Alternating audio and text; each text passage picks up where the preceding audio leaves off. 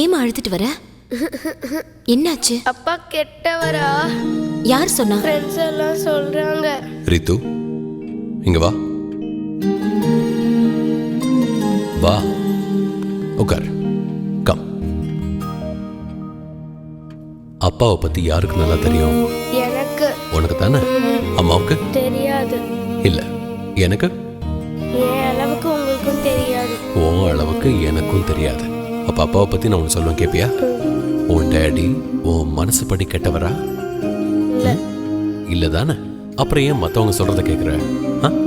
அதெல்லாம் கேட்க கூடாது. அப்பா வந்து இங்க தப்பா பேசின எல்லாரையும் டிஷ்யூம்னு சண்டை போடுவார்ல, அதுக்காக தான் அப்படி பேசுறாங்க. உன் அப்பா ரொம்ப நல்லவர். அப்படின்னா சூப்பர்மேன் மாதிரியா? Super human. யார் என்ன சொன்னாலும் கவலைப்படக்கூடாது, ஓகே? இது வரைக்கும் உங்ககிட்ட எதுவும் கேட்க கூடாதுன்னு நினைச்சான் நீ. ப்ளீஸ் தயவு செஞ்சு சொல்லுங்க. அண்ணன் எந்த விஷயத்துக்காவது அப்செட்டா இருக்காரா? தயவு செஞ்சு கொஞ்சம் யோசிச்சு சொல்லுங்க அண்ணி. அண்ணன் எதுக்காவது அப்செட் ஆயிருந்தாரா? எந்த விஷயத்திலாவது மனசு உடைஞ்சு போயிருந்தாரா? அன்னைக்கு அந்த டிரைவர் லேட்டா வந்தாரு. வணக்கம் மேடம். சாரி சார், என் பொண்ணுக்கு உடம்பு சரியில்லை, அதான் கொஞ்சம் நேரம் ஆயிடுச்சு. இல்ல, நான் கரெக்ட் டைம் தான் வந்திருக்கீங்க. என்னங்க சரிதானே? சிவபூஜையில கரடி மாதிரியா? நீங்க பேசிட்டு இருங்க, நான் காஃபி எடுத்துட்டு வரேன். செல்லக்குட்டி, இங்க வா. போமா. ஆஸ்பத்திரிக்கு போற அளவுக்கு என்னாச்சு? நேத்து ராத்திரி எல்லாம் ஜுரம் அடிச்சது அங்கிள். கொஞ்சம் ஜுரம் அடிச்சது, இப்போ பரவாயில்ல சார். என்னடா செல்லம் பாக்குற? எங்களுக்கு ரொம்ப சின்ன வீடு, உங்களுக்கு ரொம்ப பெரிய வீடு, ஏன் அங்கிள்? அப்படிலாம் பேசக்கூடாது. அவர் ஆபீசர், உங்க அப்பா டிரைவர். வாயை மூடிட்டு வா. இப்படி சாமி, ஏன் குழந்தைய திட்டுற? உனக்கு இந்த மாதிரி பெரிய வீடு வேணுமா? எதுக்கு? எங்க வீடு ரொம்ப சின்னது. நானு அப்பா அம்மா மட்டும் தான் இருக்க முடியும். என் ஃப்ரெண்ட்ஸ் எல்லாம் என் பர்த்டேக்கு வீட்டுக்கு வந்தா இருக்கிறதுக்கு இடமே இல்ல. நீயும் என்ன மாதிரி படிச்சு பெரிய ஆபீசர் ஆனேன்னா உனக்கு இந்த மாதிரி பெரிய வீடு கிடைக்கும். நிஜமாவா சொல்றீங்க? நான் படிக்க வைக்கிறேன், நீ படிக்கிறியா? Very good. அப்பா அப்பா கேட்டீங்களா? அங்கிள் வந்து என்ன பெரிய ஆபீசரா ஆக்குறாங்களா. அப்புறம் நமக்கு இந்த மாதிரி பெரிய வீடு இருக்கும்.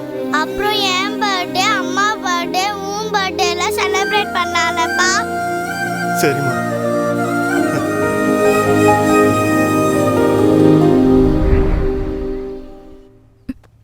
திடீர்னு ஒரு நாள் சங்கரண்ணா ஃபேமிலியோட சூசைட் பண்ணிக்கிட்டதா செய்தி வந்தது.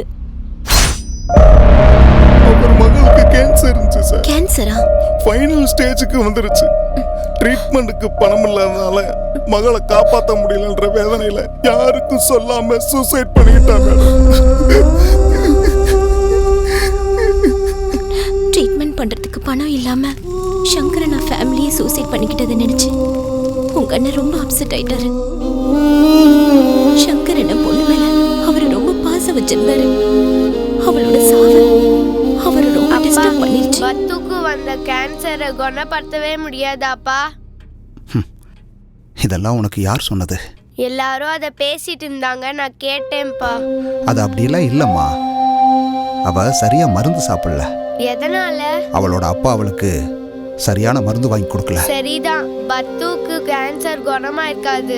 எப்பவுமே மருந்து சரியா சாப்பிடணும்லப்பா. அடுத்தவங்களை இப்படி தப்பா பேசக்கூடாதுமா. நீ போய் விளையாடு. சரி. அவருக்கு என்ன ஆச்சுன்னு தெரியல. ரூம்குள்ள போய் கம்ப்யூட்டர் முன்னாடி உட்காந்துட்டாரு. 2 நாள் வெளியவே வரல. ஒரு நாள் அவர் வீட்டுல இல்லாத சமயத்துல கவுன்சிலர் வந்து கலெக்ட் பண்ணி மிரட்டிட்டு போனான். நடந்தது எல்லாத்தையும் தெரிஞ்சுக்கிட்டு உங்க அண்ணன் கோபமா கவுன்சிலரை பார்க்க போனாரு. மறுநாள் கவுன்சிலரை கொலை பண்ணதா போலீஸ் அவரை அரெஸ்ட் பண்ணிட்டு போயிட்டாங்க. அதுக்கப்புறம் அண்ணன் தான் பெயில் எடுத்து அவரை வீட்டுக்கு கூட்டிட்டு வந்தாரு. வீட்டுக்கு வந்தவர் ரொம்ப வேதனையில இருந்தாரு. சாப்பிடுங்க. ஆனா எதையும் கேட்க மாட்டியா? உங்களை பத்தி நீங்க சொல்லி நான் தெரிஞ்சுக்கணுமா? நான் கொலை பண்ணலாமா? எல்லார் மேலேயும் அன்பு வைக்கிறவர் நீங்க. நீங்க தப்பு பண்ணிருக்கிறதுக்கு சான்ஸே இல்ல. கஷ்டம் அந்த பகவானையே விட்டு வச்சதில்ல. நாமெல்லாம் சாதாரணம். சாப்பிடுங்க.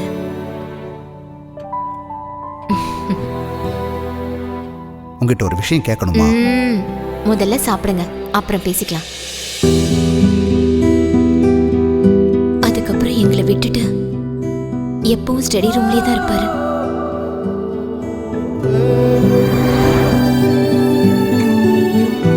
அன்னைக்கு காலையில அவருக்கு காஃபி எடுத்துட்டு அவர் ரூமுக்கு போனப்போ